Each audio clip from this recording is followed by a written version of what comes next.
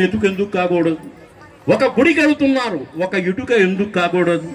ఈరోజు స్వామివారికి వస్త్రాలు ఇస్తున్నారు, మనం ఎందుకు ఇవ్వకూడదు?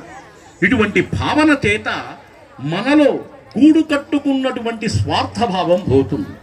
భగవంతుడికి శరీరంతో సేవ చేస్తే తమో గుణం తగ్గుతుంది. అంటే నేనెందుకు ఇవ్వాలి, ఇది నాది కదా అనేటువంటి అభిప్రాయం కలుగుతుంది. భగవంతుడికి శారీరకమైనటువంటి సేవ చేస్తే అప్పుడు ఏమవుతుందండి, శరీరంలో ఉండే దోషాలు పోతాయి.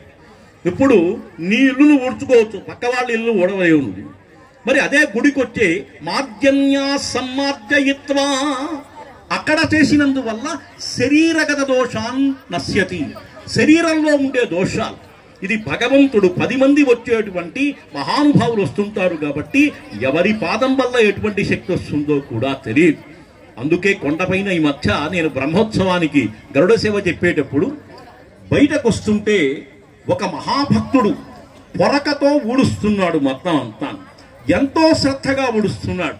ఒక్క నిమిషం ఆగాని, ఏ ఆఫీసర్ కోసమో ఊడటం లేదు, ఎవరి కోసమో కాకుండా, ఏమయ్యా ఏమిటంటే బ్రహ్మోత్సవం అయిపోయింది కదండి, సేవ చేస్తున్నాను, ఈ ఊడుస్తున్నానండి, చాలా దుమ్ము ఉంది ఈరోజు అంతా కూడా అన్నాడు. అంటే మంచి పని చేస్తున్నావయ్యా చాలాను, నువ్వు చాలా చిన్న ఉద్యోగం చేసినప్పటికీ భక్తితో చేస్తున్నావంటే ఆ పొరక పక్కన పెట్టి నమస్కారం చేశాడు. అయ్యా, ఈ లక్షలాది మంది భక్తులు ఎంతో మంది వస్తుంటారు, వాళ్ళల్లో మహాభక్తులు ఉంటారు కాబట్టి ఆ భక్తులు నడిచినటువంటి దోవ దాన్ని నేను ఉడుస్తున్నాను కాబట్టి రవ్వంత ఫలితం వచ్చినప్పటికీ నాకు చాలయ్యా, అందుకునే ఈ పని చేస్తున్నాను. వృత్తి ధర్మంలో భగవంతుణ్ణి చూడటం అంటే ఇదేనండి. మనం చేసేటువంటి సేవ పవిత్రం కావాలి. అటువంటి సేవ చేతనే పరిపూర్ణమవుతాయి ధర్మములంతా కూడా. ఏదో మెకానికల్గా ఎవరి కోసమే చేయకుండా గొప్ప కోసం కాకుండా త్వదీయం వస్తు గోవింద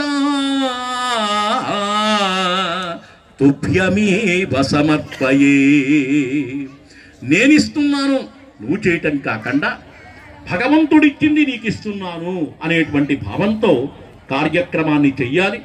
మరి ఈ కార్యక్రమంలో పెద్దలు, గౌరవనీయులు, మహానుభావులు, మహాపాండిత్యం కలిగినటువంటి వారు ఇక్కడికి వచ్చారు. పెద్దవారు ఈ కార్యక్రమాన్ని నిర్వహిస్తారు.